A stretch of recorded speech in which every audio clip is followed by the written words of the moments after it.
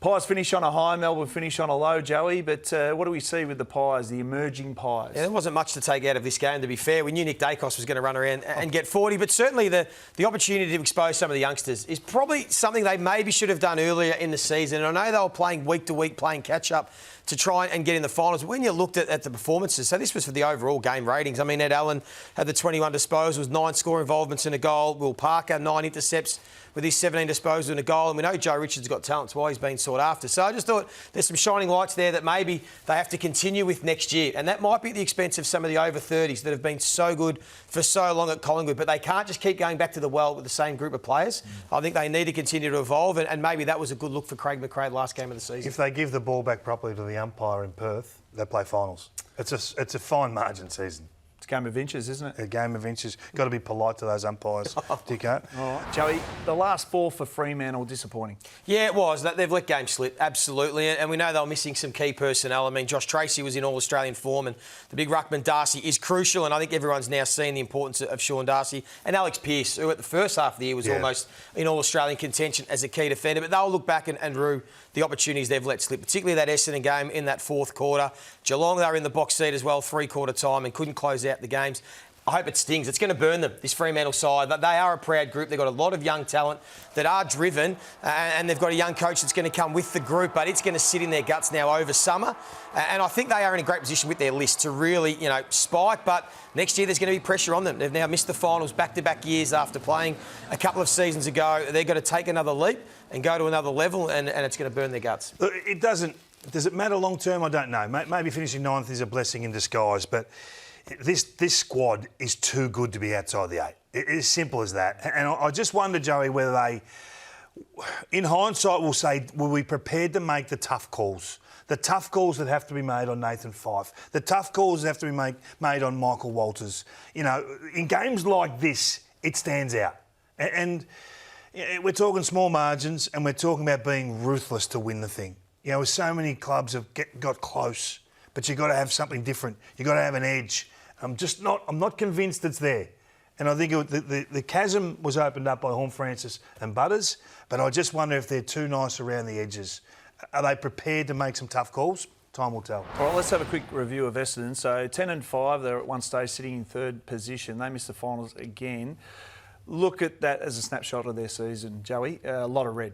Yeah, a lot of red, and their profile ended up being a lot of red as well. The numbers didn't really improve defensively. I know their contest and their forward half game improved, but it didn't really help with their efficiency and the way they defended. So, I mean, it's the same old for me for Essendon. That's the concern. They're not a young group. A lot of them have played 100 games. King have been around for a fair while, and I just start to worry, they are who they are, and it's going to be very hard to change some of the habits of some of these players. The problem for them is Ben Mackay has gone from he's now the sickness, not the cure. Yeah. He's as much a problem for them now as the rest that they recruited him to go past. Looks like he's lost his confidence massively down there, and you can't do that in your back line under pressure. And the Saints' second half of the season has been phenomenal. Their ball movement, Joey, and their ability to give their opportunities up front. Yeah, won 6 of their last 8, St Kilda, and that included wins against Sydney, Essendon, Geelong, Carlton. They played much better, and the biggest turning point from about round 16-17 was their efficiency going inside 50 and their ability to find marks. So from the back end of the year, look at that, number 1 in the competition for marks inside 50. Again, they took another 12. They only had 43 entries, but they were scoring 21 scoring shots when they went in. A lot of people say it coincided with Max King going out of the team, and that is fair. Now, I don't think that means that Max King shouldn't be in St Kilda's starting lineup next year, but it does give them something to think about, that they can't just continue to rely on the one guy and keep going to Max. They need to pick the best options. They used the ball really well. They missed a lot of their set shots for goal, which could have put them in a better situation. But for them, I think and we spoke to Mason Wood post-game, they're going to use this as a springboard for next year. They're building culture. They're building the anywhere, anytime mantra that Ross Lyon used to go with, that they're going to play for keeps. And I think they know the margins between being a really good side and being a really bad side is not that big in AFL footy. And with a bit going their way next year, they feel confident they can play finals. Yeah, I put a little asterisk on. Don't fall into the trap of thinking this is going to be them next year. They've still got a vacancy sign in that midfield. Yeah. There's still 2 or 3 spots that they need to fill with high-end talent, and they've got to do whatever they need to do to get those elite picks, still, in my opinion. And it may involve a King. I don't know. I don't know what they're thinking, how aggressive they're prepared to be. If they're not prepared to be aggressive, then they'll wallow where they are. Mid-table average. So they've got to get things right in the off-season. but they've got to get that midfield sorted. They're only going at 60, 70% of their capability, as a team and as individuals. And the midfielders are probably going a bit better. I think they've still got a bit of work. The forwards have got to go to another level with their competitiveness and their intent with King. And if Mac Andrews is a permanent forward, they'd love to see Jed Walter and Humphrey come on. And they could spike really quickly. It's just got to all click for them. I think they are heading in the right direction. It's just maybe taken a little bit longer than Damien Hardwick and some others have thought. King, let's talk about it. Damien Hardwick arrived. He said 80% of his premiership team are in the room. If you put your best team up, who's in, who's out? Well, I just put this team together because I think we've seen signs from all of these guys, and they haven't done it, as Joey said, all together as a collective. But he's still moulding, he's still shaping. I don't think many thought that they'd see them charge the top 4 this year or really threaten the top 2, 3, 4 sides. I think it'll come quickly. We keep saying the same things, but of those guys there's a couple of spots, and we all think Dan Rioli's going to end up on a half-back flank up there, and he'll make a massive impact on what they do immediately. And maybe there's a couple of spots on the bench to work with too. But I think the bulk of it is there. Yep. I agree with him. If it's not there and it's not those guys, then they're in trouble because you've got to regress for another couple of years, new team coming in. It'll get really sticky for them. So these guys need to accept that this is their lot. And they need to stand up. Massive off-season up there. Some home truths need to be read. And it's not necessarily about your status internally. It's about what the competition needs you to be. They need to watch other clubs and get serious as a football club, particularly on the road. Look at Melbourne's season, and I do think that they've got an off-season that they have to get right. Now, what that involves in terms of the list management and all those sorts of things, the era is over. Age is undefeated. I think the thirst to rebuild is upon them. They've got great leaders in Gawn and Viney that'll be there to take them through wherever they go. Who knows what's happening with Petrarca or Oliver Neal? We sort of know bits and pieces. They've got to get it right because if they don't, they'll wallow in middle table. And they're too good for that. They've been a great football club for 4 to 5 years. Yep. But now the big decisions are in front of them. Well, let's talk about Adelaide. So another disappointing season. Matty Nix would be extremely disappointed he's not playing September action. But Rory Laird, what did you see on the weekend? Because he's a leader at that football club now. These are the guys that have got to stand up and take some ownership. Well, when you come out and eyeball the media and say Josh Rochelle hasn't lived the standards of our football club. He hasn't been hard enough. He's put himself before the group. Well, you know what? 3 days later, you have to do the same. If you're a leader of this footy club, you have to put your body on the line and you have to exhibit professionalism and be better than these sort of moments here. I thought he was really poor on the weekend. I think if you're going to talk a big game, you've got to back it up. Are you tough enough? Are you skillful enough? Are you controlled enough? This is embarrassing. There's a ball there that needs to be won. And he doesn't bodyline the ball and go in and take possession, attack the footy like he can. He sheepdogs it round the back. It's not a handball received coming from Brody Grundy. Get in there and compete. That's a ruckman.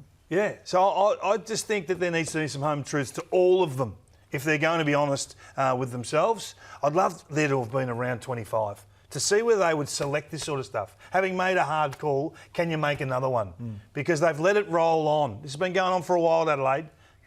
Matty Nix needs to nip this in the bud in this off-season or it'll cost him his job. Yeah, look at that, Joey. In terms of his ladder positions over his seasons, like you'd expect finals this year. Like the list he's got and where Adelaide are at right now. As he said before, the gap between their best and worst is still too big for where they should be at. So there's going to be a lot of pressure on Matthew Nix and that football club next year. That's just the reality. And you said Chris Scott's done an amazing job. Well, they've got a coach, West Coast don't, so they'll be on the hunt there. So their season itself has been disappointing. Lost Adam Simpson and Jared Schofield took over. But the Eagles will be wanting more next year with a new man at the helm.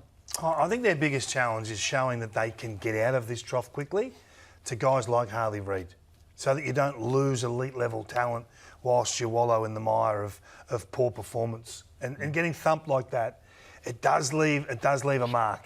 It does leave a scar. Whether you want to acknowledge it or not at the time, these transition periods hurt. Yeah, and we've just got to touch on North Melbourne because we know what Clarko's doing internally, what he's building with that football club. It does take time, but it's a snapshot of their season, Kingy. It's another disappointing one. Yeah, they're just sick of waiting. I mean, the patience has run out at North Melbourne. I mean, we want to start seeing some competitive efforts. No one's asking for wins. They just want to go to the football knowing that it'll be 10 out of 10.